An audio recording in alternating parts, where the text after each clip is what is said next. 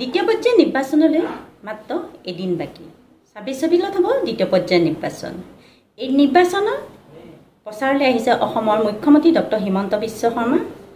তেওঁ নগাঁও জুৰিয়াত নিৰ্বাচনী প্ৰচাৰত ব্যস্ত হৈ পৰিছে আৰু নগাঁও জুৰিয়াৰ সংখ্যালঘু সম্প্ৰদায়ৰ লোকসকলৰ মাজত তেওঁ বিলীন হৈ পৰিছে আৰু এই সংখ্যালঘু সম্প্ৰদায়ৰ লোকসকলেও তেওঁ বহুত ভাল পাইছে আৰু সকলোৱে দৌৰি আহিছে তেওঁৰ কাষলৈ আৰু তেওঁ ভাষণ দিছে আৰু ভাষণত তেওঁ কি কৈছে মই আপোনালোকক শুনাব বিচাৰিছোঁ আৰু আপোনালোকে ভিডিঅ'টো শেষলৈকে চাই থাকিব, লাইক কমেণ্ট এটা কৰিব, লগতে ছাবস্ক্ৰাইব কৰি কাষতে থকা নতুনকৈ অহা সকলে ছাবস্ক্ৰাইব কৰি কাষতে থকা বেল আইকনটো প্ৰেছ কৰি দিবলৈ নাপাহৰে।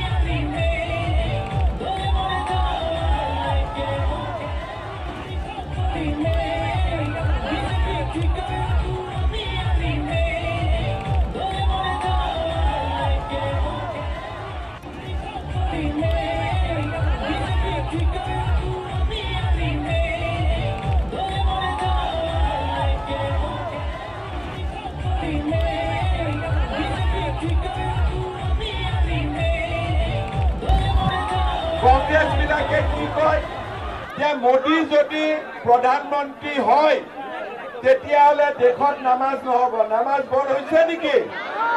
নামাজ বন্ধ হৈছে নেকি? কংগ্ৰেছে কি কয় যে মোদী যদি ইলেকশ্যনত জিকে ঈদ নহ'ব। ঈদ বন্ধ হৈছে নেকি? তো কংগ্ৰেছে কিয় মিছা মিছা কথা কয়?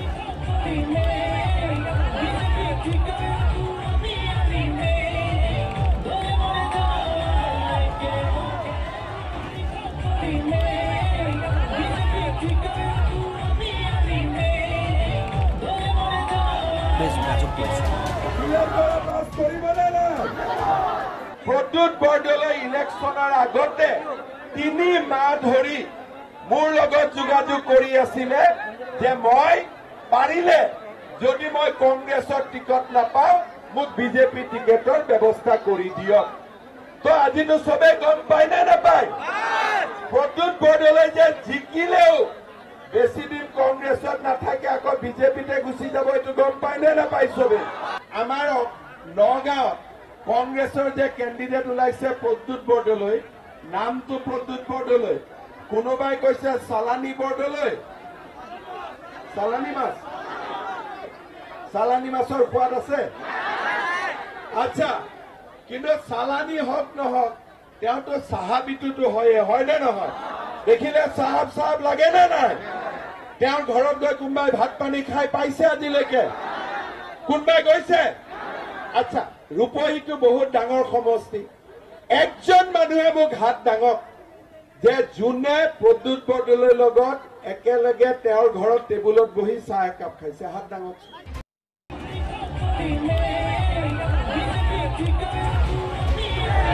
এতিয়া মই আপোনালোকক কৈছো ইলেকশ্যনৰ পিছতে মই আৰু ৫০,০০০ চাকৰি মই খুলি দিম।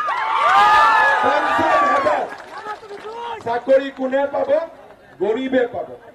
চাকৰি কোনে পাব? পঢ়া শুনা কৰা গৰীব ঘৰৰ ল'ৰা ছোৱালীয়ে পাব। টকা থকা মানুহে চাকৰি নাপায়।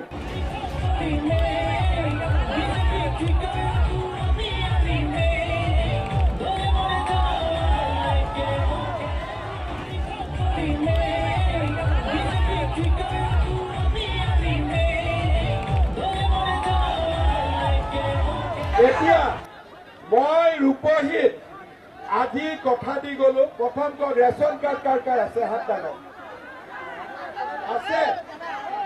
আজি মই ৰূপহীত কথা দি গলো যিমান মানুহৰ ৰেচন কাৰ্ড আছে সকলোৱে অৰুণোদয় পাব 100%।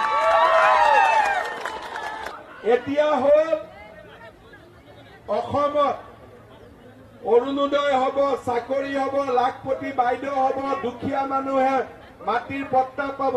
ইয়াক কি কয়? মোদী কা গ্যাৰেণ্টি, মামা কি ৱাৰেণ্টি। যে চহৰ অঞ্চলত গৰাখহনীয়াত যিবিলাক মানুহ ক্ষতিগ্ৰস্ত হ'ল, তেওঁলোকৰ গৰীব দুখীয়া মানুহক আমি মাটিৰ ব্যৱস্থা কৰিব লাগে। লাগে নে নাই? সুতিৰপাৰ অঞ্চলত এটা কোল্ড ষ্টৰেজ কৰিব লাগে। লাগে নে নাই? জুৰিয়াত এখন ডাঙৰ হস্পিটেল কৰিব লাগে। লাগে নে নাই? লাগিব। জুৰিয়াত এখন ডাঙৰ ষ্টেডিয়াম বনাব লাগে। লাগে নে নাই? জিতু গোস্বামী আপোনালোকৰ কাৰণে সুৰেশ বৰাই কিমান চিন্তা কৰি আছে, প্ৰদ্যুৎ বৰদলৈ কৰে। সভাৰ শেষত মুখ্যমন্ত্ৰীয়ে দাবী কৰিলে নগাঁও জিকাটো একেবাৰে খাটাং। আমাৰ বাইদেউহঁতেও কৈ আছে ৰাস্তা লাগে। ঠিক আছে, ক'লোৱে না, আজি মই ভালকৈ ক'লো। মূল সমস্যাটো হ'ল বিজেপিক ভোট দিব লাগে। আপোনালোকে বিজেপিক ভোট দি দিয়ক, তাৰপিছত চব আশা কৰক। ৰূপহী বিধানসভা সমষ্টি আৰু জুৰিয়াত বিজেপি দলৰ সভা হ'ল। ৰাইজৰ যি উৎসাহ আৰু উদ্দীপনা, তাৰ পৰা আমি ক'ব পাৰোঁ যে বিজেপি দল আৰু সুৰেশ বৰা বিপুল ভোটত বিজয়ী হ'ব। নগাঁৱত জিকি যাম। Bureau' report, DY 365।